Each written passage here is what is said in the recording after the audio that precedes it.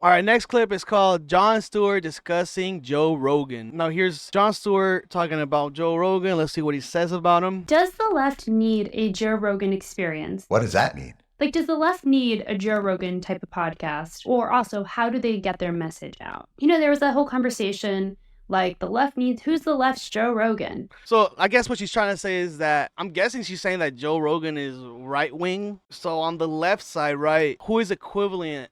I don't know. That's a tough one. I don't think there is one. I think, usually the Democrats are more like open to a whole bunch of ideas, and a lot of Democrats like kind of inner fight with each other, which I think it's good because it kind of like, we can discuss problems and ideas. And I think the right kind of just like they stay on certain things. They pick a certain idea and they just marinate on it. That's why they're called conservatives, because they just kind of stay traditional on certain things, right? I mean, I think that's oversimplifying Joe Rogan. I mean, as somebody who does listen to Joe Rogan, I don't know what I would necessarily classify him as. He has some ideas that I think are wildly progressive, other ideas that are probably I would less agree with. But I think what's interesting about Joe is talks to anybody. He does it with a kind of a genuine curiosity. Yeah. I mean, it was like that for a bit. I mean, he hasn't brought in anybody that could like challenge him or anything like that. Nah, he's not really bringing a lot of intellectuals there to kind of challenge him on what he thinks, right? Because, it's not going to be a fun podcast for Joe. I hate this thing we've gotten into of how dare you platform, or do he's platformed. He has a voice. We have a system that is capitalistic, that voices that resonate tend to be amplified. Bernie went on Joe Rogan, which I think was exactly the right thing to do. But the power of Joe Rogan is very much there. Like the man has pull. He has influence on young people, old people. They see him as a symbol of masculinity, being truthful, and he's very much like a lot of people's dad in a way, right? Or they want him to be his dad or daddy, who knows. That's just the longevity that Joe has been in the circle and the space, and he also occupies other spaces like the UFC, comedy, podcasting, being a former actor. So he has a vast range of things, and I think they see him as a guy that he's a man's man, so they kind of respect him for that, and they respect his opinions. And then there's also some people that are just there to just kind of like see what he says and see what this man thinks, this millionaire thinks. It's all these people that have never really, I think, listened to him going, how do we get one of those? And you're like, I'm not even sure what that is. Yeah.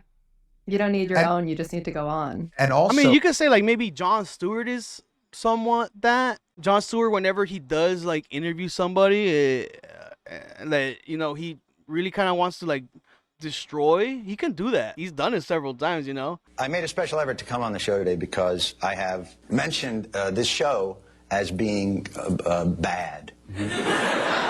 It's not so much that it's bad as it's hurting America. I think Jon Stewart is like probably like the closest to it. So I think that question is always framed in the negative. That's a shit thing, and we need to counter it with a good thing of equivalent value. I think that's a mistake as well. I wouldn't even know how to classify the things that he does and says. Because the other thing to remember is in the world that we live in right now. Yeah, he the reason why he says that is because, I think he knew Joe a long time ago. And Joe from the old, like from the 2000s to maybe until that maybe the pandemic happened, that was a completely different Joe, right?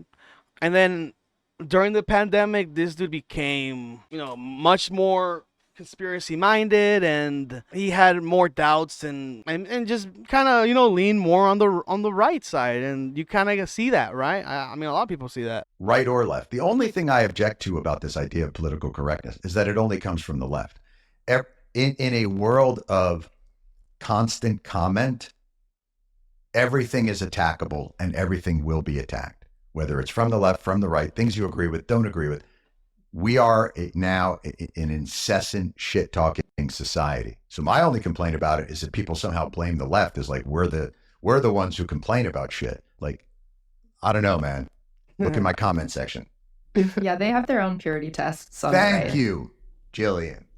That's all. We brought you here today. It's a cycle because both sides, they get sensitive over one thing or another, right? One of them gets triggered, the other one gets triggered, and they both talk about it, and usually doesn't really wind up being in the middle, but you know, that's how it is. That's just how it is here in the US. But going back to who is the Joe Rogan of the left? I mean, maybe Jon is, I think that's the only one that kind of comes to mind. Like, who else? Maybe Destiny now. And Destiny right now, like, he's not as big as Joe though. That's the thing. Like, as big, like, you know, like, I don't, it's just that, you know, Joe is just Joe. He's in his own pedestal there, man. Let me know what you guys think of that. Do you guys know anybody else? Maybe I missed somebody. I'm not really, really thinking too clear on this or another option here, but let me know what you guys think here.